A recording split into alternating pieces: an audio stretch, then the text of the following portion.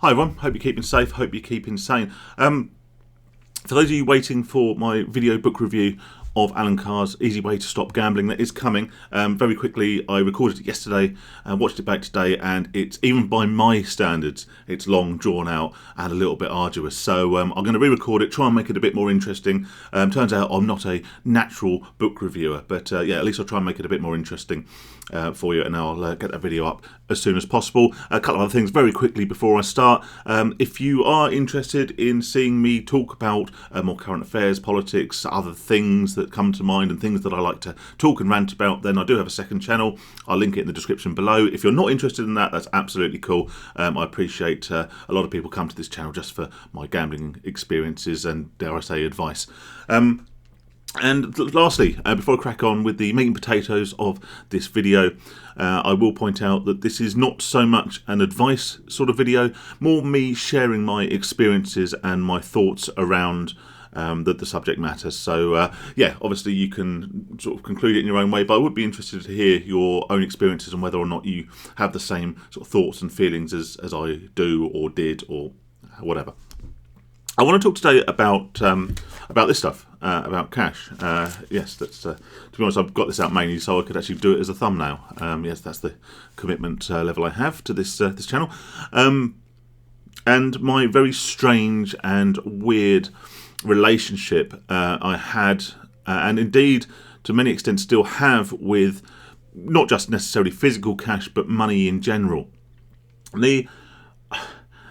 To the outsider, to those people who are not problem gamblers, or maybe those people who are recreational gamblers. I think those people that as addicts we all kind of admire or are jealous of, or wish we could be.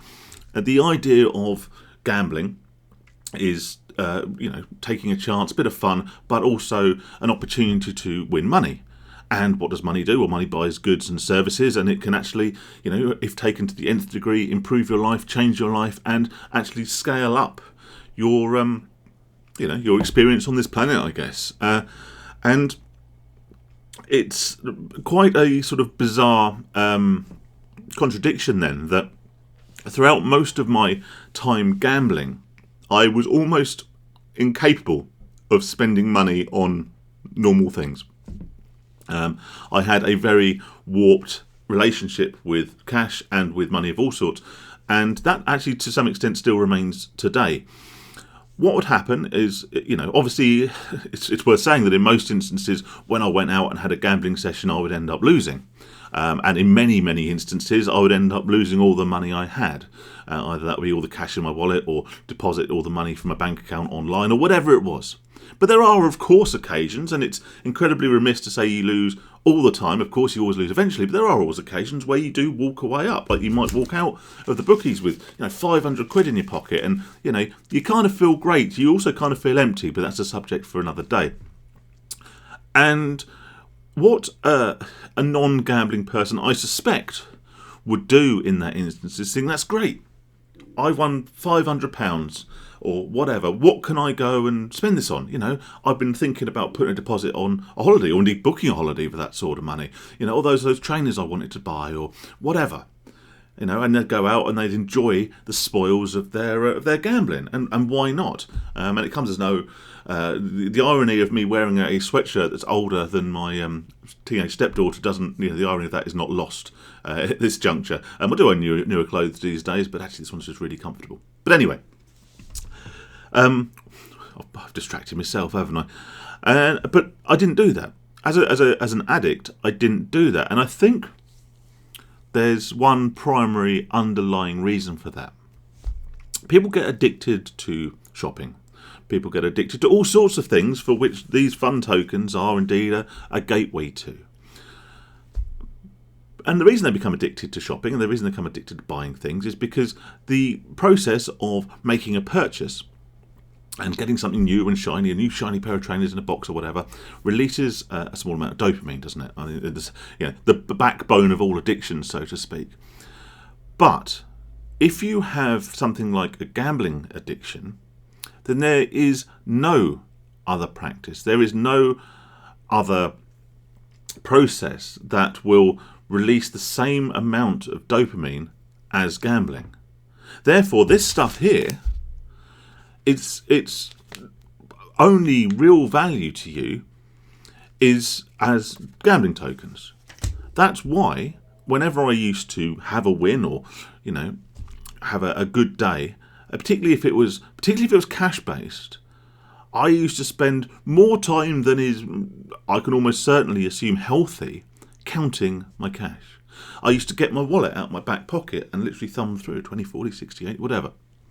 And of course, I will point out at this stage, of course, that what is a lot of money will vary massively depending on who you are and your current financial status. That £500 that I couldn't stop counting in my wallet, to some people would be, nothing. It'd be peanuts. They wouldn't even, really class that as a good win. And to some people, £500 could be almost life changing. So I appreciate that, if we talk in sort of actual numbers, it sort of loses meaning depending on your own experiences.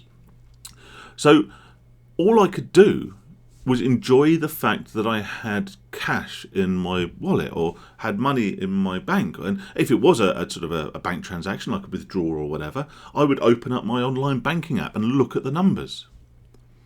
Now, that is retrospectively very, very strange behaviour. This is paper. Well, it's not. It's plastic or polymer or whatever. But by and large, like let's say, back then it was paper. The bank balance that you look at on your iPhone app, that's numbers on a screen.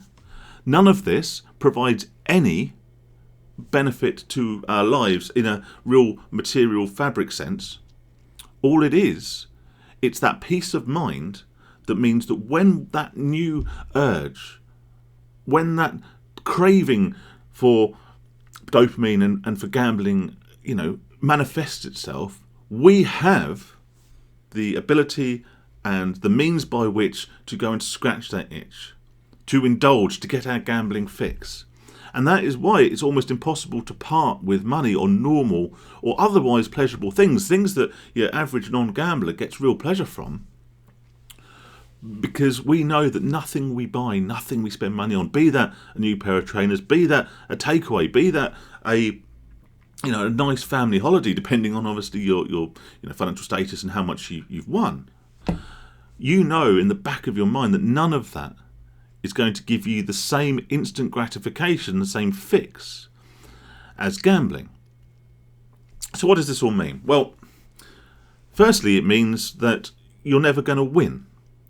Because any win that manifests itself in this will involve in this going back to the place where you won it and ultimately going back and eventually being a loss. That's how RTP works, isn't it?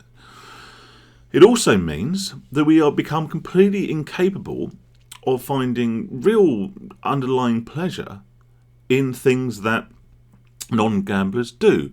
One side effect I found of abstinence and long periods, and certainly longer periods of abstinence, is that your tolerance for this pleasure chemical, dopamine, becomes a lot lower. You don't require such an injection of it to get that same sort of feel-good sensation. So as wanky and self-righteous as it sounds, and it's certainly a way I never really intend to come across, you do actually start to get more pleasure from much smaller things. Suddenly, sitting down and watching a film can actually heighten your dopamine levels. You can actually get pleasure eventually from things like going for a walk, which is something that I never, ever would have considered previously, unless it was to walk to the bookies or walk to the pub or the casino or whatever, But ultimately it means that we can't be happy and we can't retain any kind of healthy or at least constructive relationship with money. And I'd love to say that when you quit gambling and after 3 months, 6 months, 9 months, 2 years, whatever, that suddenly this becomes better, but it doesn't. I have to now still to this day force myself to spend money. And don't get me wrong, when I do, I actually do get pleasure from my purchases. Oh, blimey, I went out the other day and splashed out on a new set of darts. I know, it's last of the big spenders, wasn't it? But I do go out sometimes and spend money on what I would now consider normal things. But even to this day, I can't get that balance right. I still can't maintain a fully healthy relationship with money. And if I do, on the very rare instances, dare I say, because I know I make a big deal about not carrying cash, on the very rare instances I do end up with some of this stuff, I still find myself counting it, opening my wallet, flicking through, and I still get, and it's worrying, I still get a pleasure from doing just that. I'm counting my money, reassuring myself that I have money in there. Even when I know for a fact, right, that there's 500 quid here. I know that. But between the time I got this cash and the time of making this video, I must have counted this half a dozen times. I know how much cash is there, right? I know. And I could count it again now, and it'd be exactly the same amount. But something in my head wants that reassurance that it's there. Because to me, there is still a psychological link between this and being able to find a resolution for my addiction, to get that fix that I require to perpetuate my habits. And I don't see that going away anytime soon.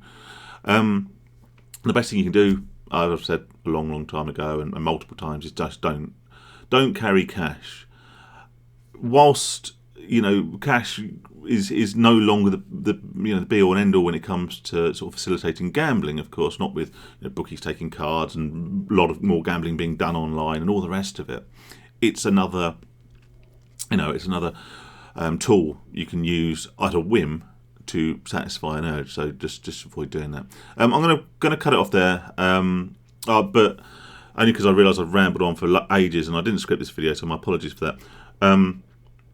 But I'd be interested to know, if any of you guys and girls and others have the same experience with money, with either numbers on a screen or cash, or the inability to actually part with your gambling tokens on something that may add more, material comfort to your life.